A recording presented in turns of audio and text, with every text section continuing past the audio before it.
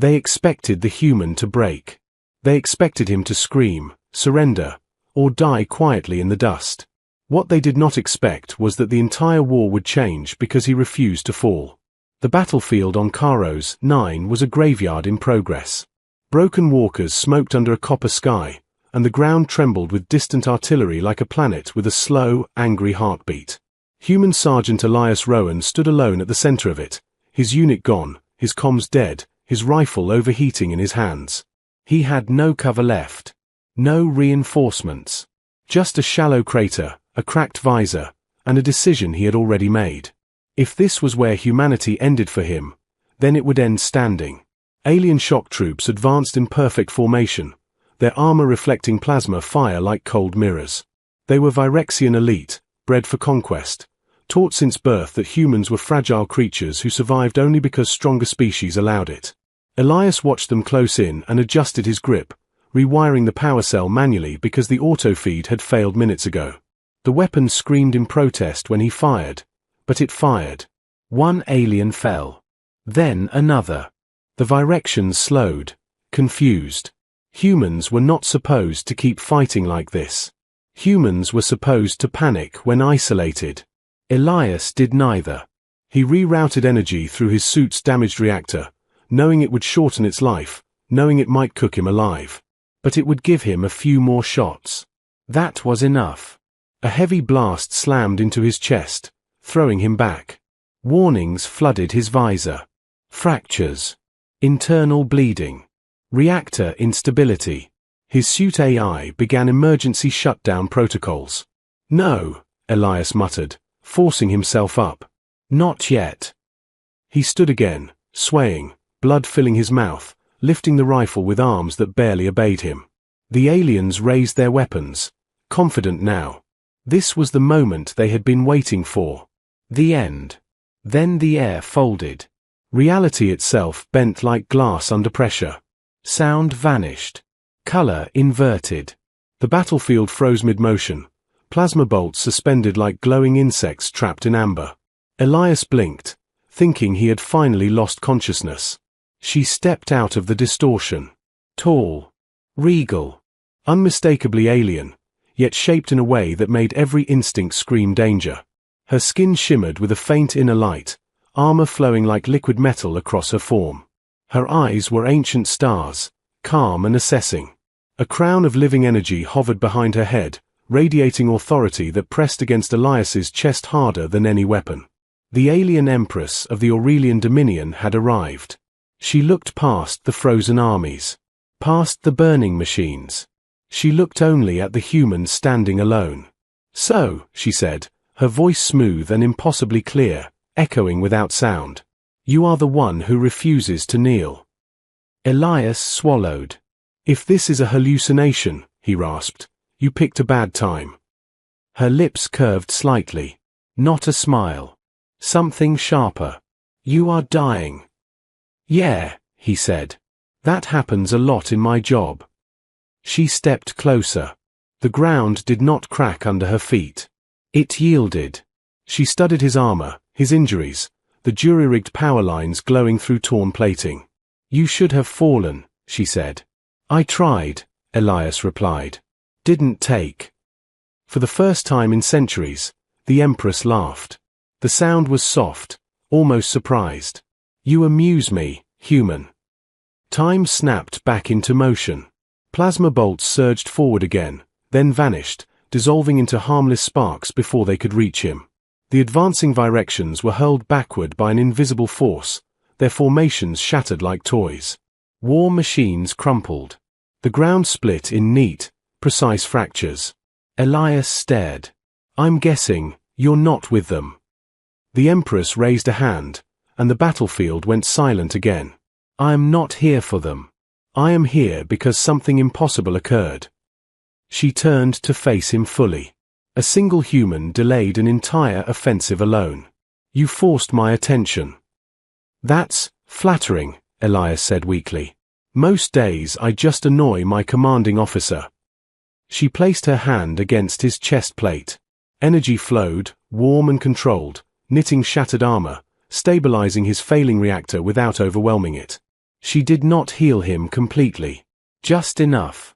You are not allowed to fall, she said. Elias frowned. That sounded less like advice and more like an order. It is, the Empress replied. I do not intervene lightly. But when I do, I finish what I start. More enemy signals flared on the horizon. Reinforcements. Heavy units. Enough firepower to erase cities. Elias looked at them, then back at her. You know this makes me a problem, right? For you. For everyone. Her gaze sharpened. Humanity has been a problem since the day it learned to survive without permission. She turned toward the incoming forces, power gathering around her like a rising sun. And I find problems useful. The enemy saw her then. Fear rippled through their ranks. They knew that presence. They knew what it meant when the Empress stepped onto a battlefield personally. Elias tightened his grip on his rifle, strength slowly returning. So, he said, standing beside her, what happens now? The Empress glanced at him, eyes burning with interest. Now, human, you show me how your kind fights when it is no longer alone. And somewhere deep within the galaxy, ancient powers began to realize that saving one stubborn human might have been the most dangerous decision the Empress had ever made. The first wave came like a storm with a brain. Virexian heavy troopers marched through the smoke in lines so straight they looked carved into the battlefield.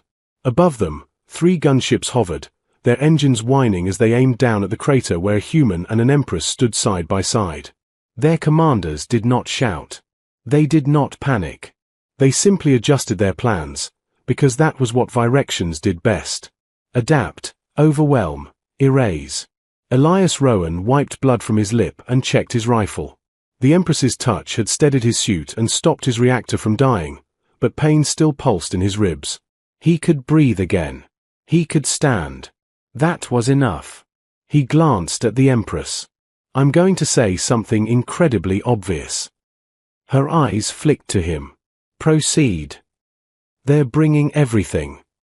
I can see that, she said calmly, as if she were observing weather. Elias swallowed, then forced himself to focus. He had fought Virexians for years. Not because humans enjoyed it, but because the Dominion had decided Earth was a resource and humans were an inconvenience. The Virexians were not the Dominion's most powerful soldiers, just the ones the Dominion used when it wanted to make a point. He'd seen them win battles by turning war into math. But humans were not math. Humans were stubborn ideas with fists. Elias activated his damaged visor overlay. Most of his tactical sensors were fried, but the suit still mapped heat signatures and basic motion. He counted troopers. Counted gunships. Counted the distance to the wrecks around them. Burned walkers, shattered cargo pods, half-buried mines from an earlier failed defense. He spoke quietly, half to himself. They're going to pin us, then carve the ground around us until there's nothing left to hide behind. The Empress watched the approaching line without moving. Then you must ensure the ground is no longer predictable. Elias blinked. You want me to make the battlefield weird. I want you to win, she corrected. However you humans do that. A gunship fired. The plasma blast should have vaporized them. Instead, the Empress lifted one finger and the shot curved, arcing upward like it had struck an invisible wall. It detonated harmlessly in the sky. The Virexians slowed again. For the first time, fear tightened their formation. Elias took a breath. Okay. If you can block their shots, I can do something stupid.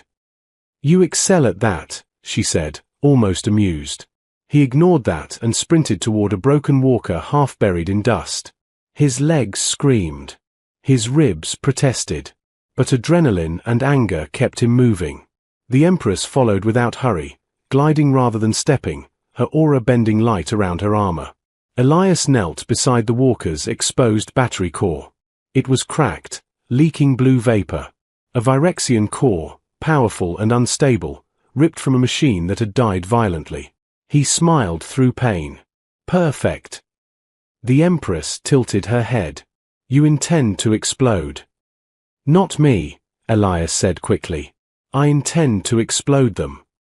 He ripped open his suit's utility panel and pulled out a thin coil of conductor wire, a manual igniter, and 2 anti-armor charges. Normally those charges were for walkers. Today they were for creativity. He worked fast, hands shaking, wrapping wire around the battery core, linking it to the charges, then to the igniter. It wasn't clean. It wasn't safe. It wasn't anything the manuals would approve.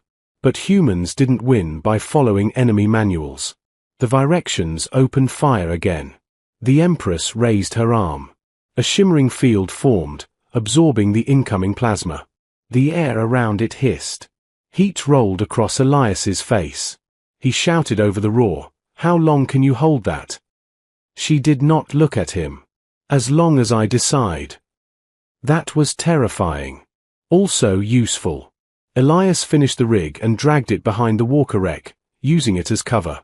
He scanned the battlefield and spotted a line of old human mines. Cheap, crude, mostly forgotten because Virexians usually swept them clean. Usually. He sprinted again, stumbling once, catching himself, reaching the first mine. It was a small disc with a corroded trigger. He pulled off the cover, rewired the trigger manually, and linked it to his improvised detonator wire. 1 mine became 2. 2 became 4. Behind him, the Empress's shield began to ripple harder. The Virexians were adjusting, focusing fire, testing for weaknesses like predators probing bone. Elias knew that feeling. He had been the prey too many times. He shouted back, "I need them closer." The Empress's eyes narrowed. "Then I will invite them." She stepped forward and let her shield thin, just slightly. A plasma bolt slipped through and scorched the dirt at her feet. Another clipped her shoulder, not piercing her armor, but making her turn her head slowly toward the gunship that fired. The gunship hesitated. It should have run. Instead, its pilot, trained by arrogance and fear, doubled down and fired again. The Empress lifted her hand and crushed the gunship's engine field without touching it. The craft spiraled, screaming, and slammed into the dust, exploding into a rain of metal. The Virexians roared and surged forward, anger overcoming caution. Elias grinned. "Yes. That's it. Come on." He pulled himself into the shallow trench where his mine line waited. He triggered his suit's broadcast speaker, its sound distorted but still loud enough. "You want me?" he shouted at the advancing Virexians. "Come take me." The troopers charged. The Empress glanced back at him, expression unreadable. "You are bait." "I'm human," Elias said. "Same thing." The first line of troopers reached the minefield. Elias hit the igniter. The ground erupted. Not one explosion, dozens, chained in a pattern the Virexians hadn't predicted. Mines tore through armor. Dust became a wall. Shrapnel became a storm. The walker's cracked battery core detonated next, amplifying the blast like a sun born under the soil. The Virexian advance shattered. Elias coughed as dust hit his lungs. His visor flashed warnings again, but he kept his eyes open. Through the smoke, he saw troopers stumbling, disoriented, their perfect formation turned into chaos. That was the moment humans waited for. Elias rolled out of the trench, fired into weak joints, aimed for exposed vents. He wasn't the strongest soldier on the field. He wasn't the fastest. But he had something the Virexians did not. He could improvise while bleeding. The Empress raised both hands, and the air around the broken enemy line compressed. Their weapons jammed as electromagnetic force twisted their circuits. Their visors flickered. Their comms died. Elias moved through them like a ghost in torn armor, taking every opening, using the enemy's own confidence against them. Then he heard a new sound. A deep hum. He turned. A massive Virexian war engine emerged from the smoke, taller than any walker, plated in black alloy, its core glowing purple. It carried a lance cannon meant for fortress walls. The Empress's posture changed. Subtle, but Elias noticed. For the first time, she looked cautious. "That one," she said, voice suddenly colder, "is not Virexian." Elias stared. "Then what is it?" The war engine's chest opened, revealing a symbol burned into its core, an ancient Dominion seal, older than the Empress's reign. Her eyes narrowed. They have sent a relic. The war engine aimed its cannon at Elias, ignoring the Empress entirely. Elias felt his stomach drop. The Empress stepped in front of him instantly, her shield flaring brighter than before. "I told you," she said without looking back. "You are not allowed to fall." The cannon fired. The world turned white. And Elias realized, in that blinding second, that whoever built that weapon had designed it to kill gods. The blast should have erased them. That was what the war engine's cannon was built to do. It was not a weapon of intimidation or suppression. It was a conclusion. A focused annihilation beam designed long before the current empires, forged to end rebellions by removing symbols, leaders, and legends in a single shot. When the light faded, the battlefield still existed. Barely. The ground beneath Elias Rowan had fused into black glass, cracked like a spiderweb. The air burned his lungs. His visor screamed warnings he no longer had time to read. For a heartbeat, he thought he was dead and simply hadn't noticed yet. Then he realized he was still standing. The Empress stood in front of him, one knee pressed into the scorched earth, both arms raised. Her shield was no longer smooth and radiant. It fractured the light, splintered it, bent it into jagged angles that flickered like broken mirrors. Energy crawled across her armor, unstable, angry. She was holding the beam. Elias stared. "That thing was meant to kill you." "Yes," she said quietly. "It was." The war engine adjusted its aim, recalculating. It had detected resistance and classified it as temporary. Elias felt something snap inside him. Not fear. Not panic. Something sharper. Resolve. He stepped forward despite the heat, ignoring the way his suit protested. "Then we don't let it fire again." The Empress glanced back at him, surprise flashing across her ancient features. "You cannot damage it with your weapons." "Good," Elias said. "I'm not planning to." He scanned the war engine with what little sensor data his visor still provided. The thing was massive, layered in shielding, designed to ignore conventional attacks. But every machine, no matter how old or powerful, had rules. And humans loved rules, because rules could be broken. "Your shield," Elias said quickly. "When it took the hit, did you feel that?" Her eyes narrowed. "The beam destabilized my field. It resonates at a frequency that disrupts my control." "Perfect," Elias muttered. She did not like that word in this context. The war engine began charging again, its core glowing brighter, power spiking. The ground vibrated with a deep, ominous rhythm. Elias moved. He sprinted sideways, ducking behind the twisted remains of a gunship, tearing open its engine housing as he went. He ripped out a coolant coil, burning his gloves, then slammed it against the dirt to crack it open. Blue-white vapor poured out. He shouted, "Can you bend its beam?" The Empress hesitated. Slightly. Not enough to redirect it safely. "I don't need safe," Elias said. "I need wrong." She understood. At the last second, when the war engine fired again, the Empress shifted her shield, not blocking the beam fully, but twisting it just enough. The energy lanced past her, carving a trench through the battlefield, clipping the coolant vapor Elias had released. The vapor ignited instantly, not exploding, but ionizing. The air screamed. The war engine sensors faltered, confused by interference its ancient builders had never accounted for. Its beam flickered. Its targeting stuttered. That was Elias's opening.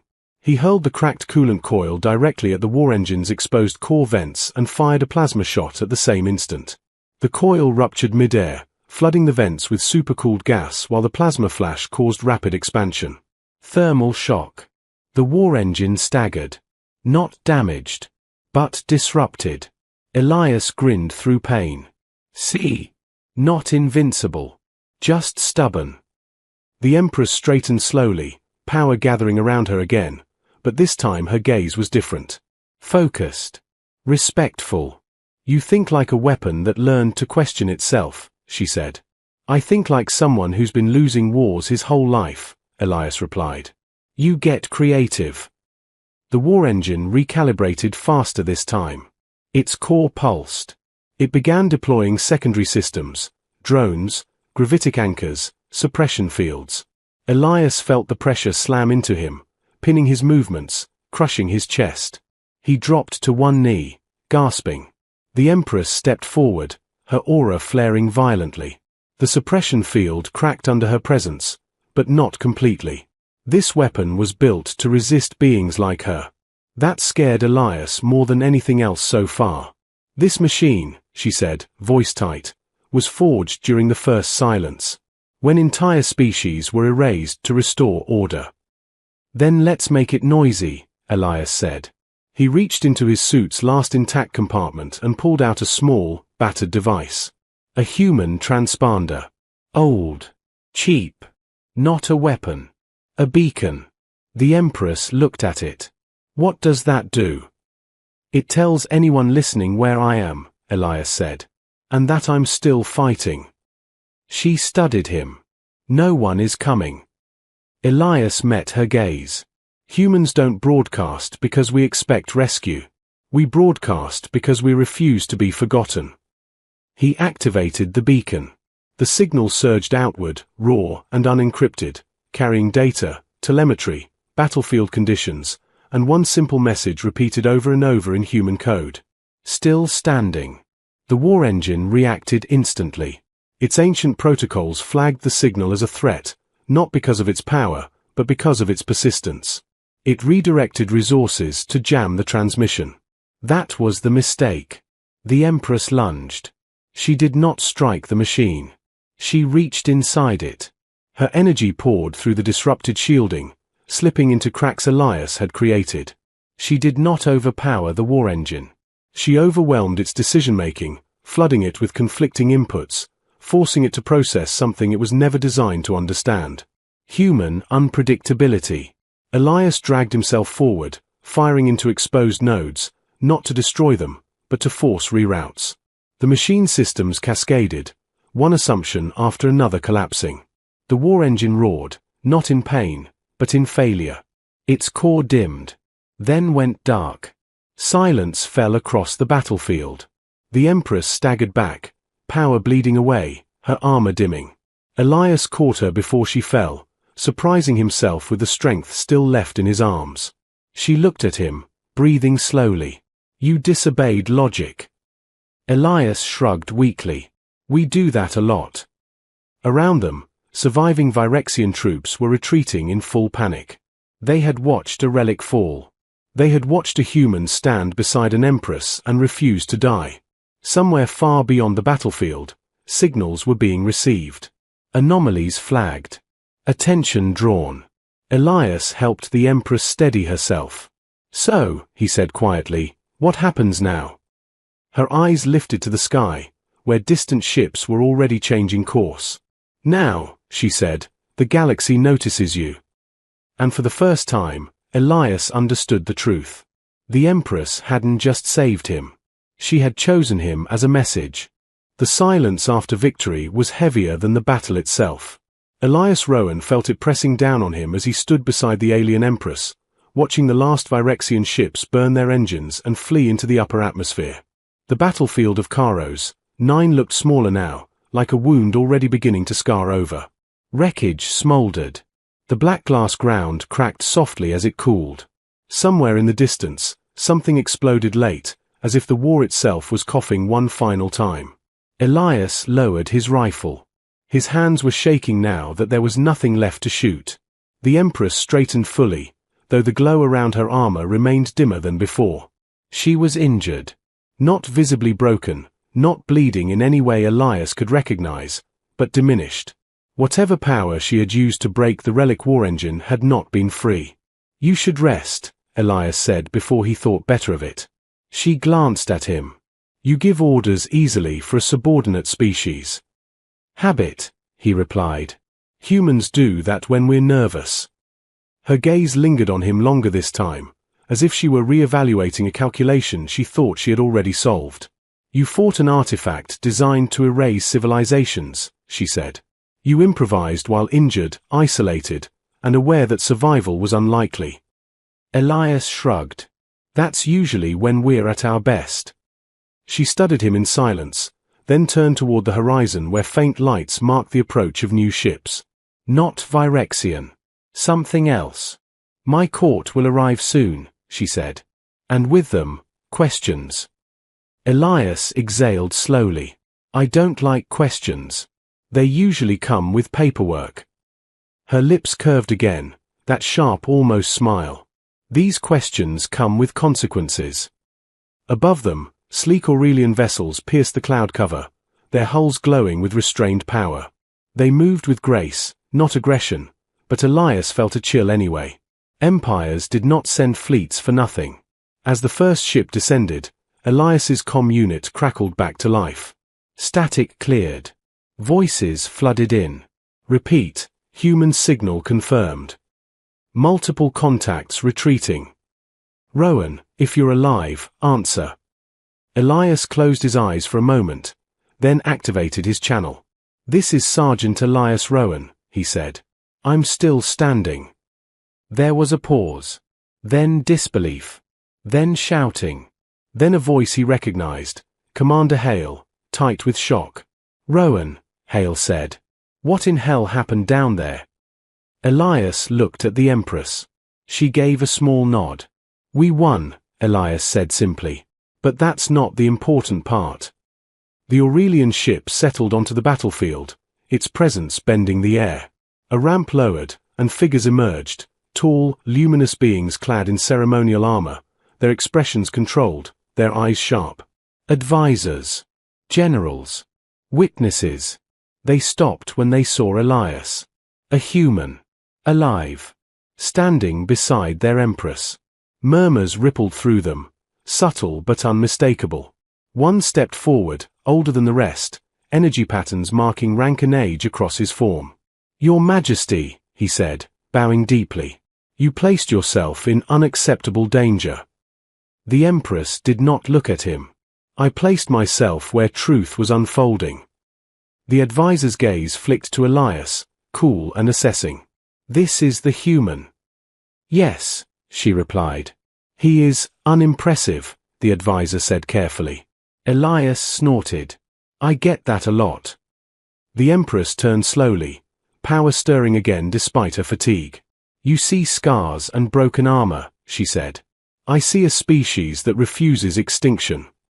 The advisor stiffened. Humans are unpredictable. That makes them unstable allies. That makes them necessary, she replied. Elias felt the weight of those words settle into him like a warning. More ships arrived. Human ships this time. Dropships bearing the battered remnants of Elias's unit, reinforcements responding to his beacon far too late to help, but not too late to witness. Human soldiers spilled out, weapons ready, then froze. They saw Elias. They saw the Empress. They saw the alien fleet hovering protectively instead of firing. Confusion spread. Awe. Fear. Elias stepped forward before anyone else could speak. Hold your fire, he shouted. This fight's over. His people hesitated. Then, slowly, weapons lowered. The Empress watched the exchange closely. They obey you. They trust me, Elias corrected. Sometimes. The advisor leaned closer to the Empress, lowering his voice. This is how legends begin, he warned. And legends disrupt order. She did not deny it. Instead, she turned to Elias. The Dominion will not ignore what happened here, she said. They will adapt. They will escalate. Elias nodded. They always do. And humanity, she continued, will be offered a choice. He frowned. I don't remember humans getting choices from empires. You will, she said, because now they fear what you might become. A distant rumble rolled across the sky.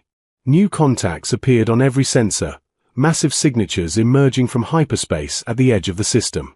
Not Aurelian. Not human. Something older. The advisor's composure cracked. Your Majesty, those readings. I know, the Empress said quietly. Elias felt the hairs on his arms rise. That's not more Virexians, is it? No, she said. That is the reason the relic existed in the first place. The ancient enemy. The force that erased civilizations when balance tipped too far. The system darkened as enormous shapes began to resolve beyond the stars, their silhouettes wrong, their energy signatures bending physics around them. Human and alien ships alike powered weapons instinctively, fear overriding politics. Elias looked at the Empress. "You said I wasn't allowed to fall." She met his gaze, something fierce and resolute burning behind her eyes. "And I do not rescind my decree." The first ancient signal pulsed across the system, cold and absolute. Classification confirmed. Anomaly spreading. Humanity identified as catalyst. Containment authorized. Elias tightened his grip on his rifle, heart pounding. "So," he said quietly, "guess we're about to find out what happens when the galaxy tries to erase us." The Empress raised her hand, power flaring one last time. "No," she said. "We are about to show them why it failed before." And the stars began to move. The stars did not explode. They bent. That was the first sign something was terribly wrong with the ancient fleet. Space itself warped around their massive forms, like reality was reluctant to touch them directly. Their ships were not sleek or beautiful. They were vast, layered structures of dark geometry, built for permanence, not speed. Each one carried the weight of countless endings. Elias Rowan felt small in their shadow. Human and alien fleets alike froze, weapons charged but unfired. No one wanted to be the first to provoke something that had already decided how this story usually ended. The ancient signal pulsed again, colder this time. Containment protocol engaged. Primary solution: elimination of catalyst. Elias didn't need a translator to understand what that meant. The Empress stepped forward, placing herself subtly between Elias and the sky. Her court reacted instantly, energy fields flaring, formations shifting to protect her. Human ships mirrored the movement without orders, sliding into defensive positions around her flagship. Elias noticed. So did the ancients. A beam of impossible precision lanced down from the nearest ancient vessel. Not an attack. A scan. It washed over the battlefield, over ships, over soldiers, and finally locked onto Elias. His visor went dead. For a heartbeat, the universe felt empty. Then the beam stopped. The ancient fleet hesitated. Elias sucked in a breath. Why'd they stop? The Empress's voice was tight. Because you do not match their predictions. The ancient signal changed.